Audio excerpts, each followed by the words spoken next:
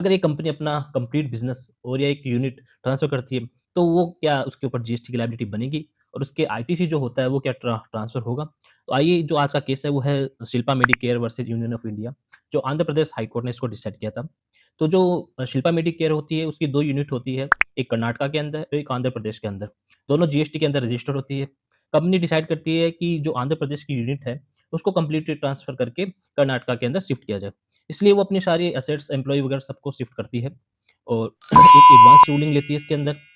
Advance ruling में company अपनी जो पक्ष है वो रखती है कि हमारा जो बिज़नेस है वो एज़ ए गोइंग कंसर्न पूरा ट्रांसफ़र हो रहा है। तो क्या हमें इसके ऊपर जीएसटी की लायबिलिटी बनेगी? और जो बनेगी तो वो क्या परसेंट होगा और क्या हमारे जो आईटीसी है, वो हम क्या कंप्लीटली ट्रांसफ़र कर पाएँगे?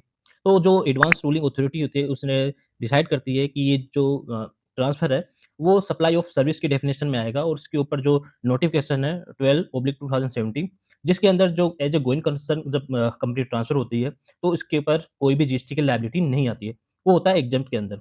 तो इस जो अथॉरिटी होती है इसकी रूलिंग से जो जीएसटी डिपार्टमेंट है वो एग्री नहीं करती है और उसके लिए वो एपीलेट के अंदर जाती है।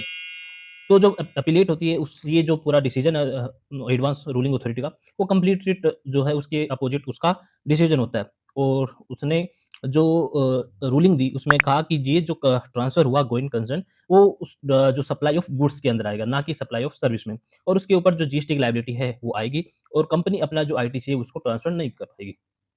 तब कंपनी क्या करती है, कंपनी उस जो अपीलेट का ऑर्डर रहता है, उसके अगेंस्ट में हाई कोर्ट में जाती है। हाई कोर्ट दोनों पक्षों की दलील सुनता है। जो अपीलेट ट्रिब्यूनल है, वो कहती है कि जो ये ट्रांसफ़र हुआ है, वो एक डिस्टिंक्ट पर्सन के बीच में हुआ है और इस केस के अंदर जो जीएसटी की लायबिलिटी है, वो अराइज़ होगी और ये है सप्लाई ऑफ गुड्स के अंदर।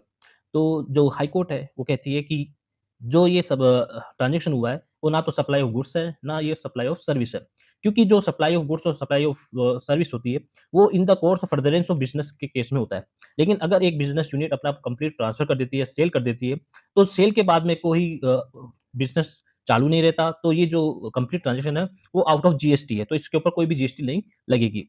अगर हम ये मान भी लेते हैं कि इसके ऊपर जीएसटी लगेगी, तो ये सप्लाई ऑफ सर्विस में आएगी और जिसके लिए एग्जम्पशन नोटिफ़िकेशन 12/2017 है। और उस केस के अंदर अगर कोई गोइंग कंसर्न ट्रांसफर होती है, तो उसके ऊपर कोई भी जीएसटी की लायबिलिटी नहीं आती है। तो जो हाई कोर्ट है उसने कंप्लीटली फ़ेवर में दिया पिटिशनर के और साथ ही उसने जो आईटीसी है, आईजीएसटी और सीजीएसटी उसको ट्रांसफर के लिए एलिजिबल बताया। लेकिन जो एसजीएसटी का जो आईटीसी है, उसके लिए उन्होंने कहा कि ये 2 स्टेट के बीच में आंध्र प्रदेश और कर्नाटका, तो ये उनकी अथॉरिटी के बीच में ही आएगा कि वही डिसाइड करेंगे कि आईटीसी को कैसे ट्रांसफर करना है।